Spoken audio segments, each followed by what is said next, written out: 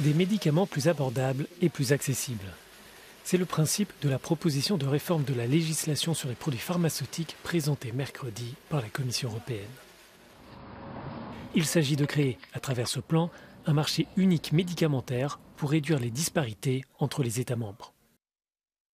Whilst patients in the Western and bigger member states today have access to 90% of newly approved medicines, in the eastern part of the EU and smaller member states, this number is as low as 10%.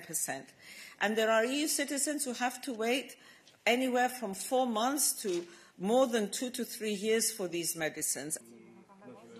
Parmi les mesures sur la table, la Commission propose de simplifier les procédures et réduire ainsi la période d'évaluation des médicaments de 400 jours, en moyenne actuellement à 180 jours.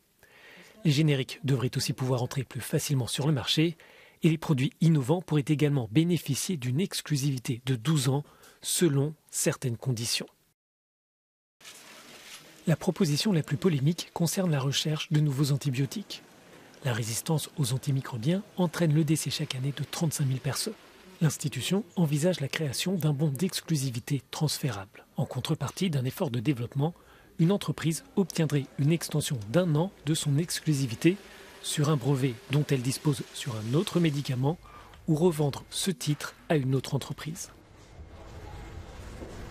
Enfin, la Commission veut aussi garantir la sécurité d'approvisionnement. Pour les consommateurs européens, lutter contre les pénuries est la priorité.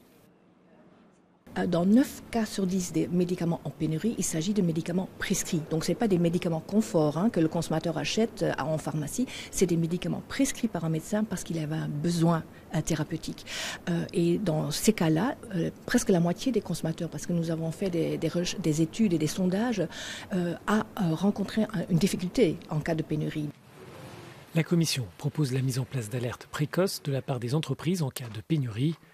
Elle veut aussi établir une liste de médicaments critiques et identifier ainsi les faiblesses sur les chaînes d'approvisionnement.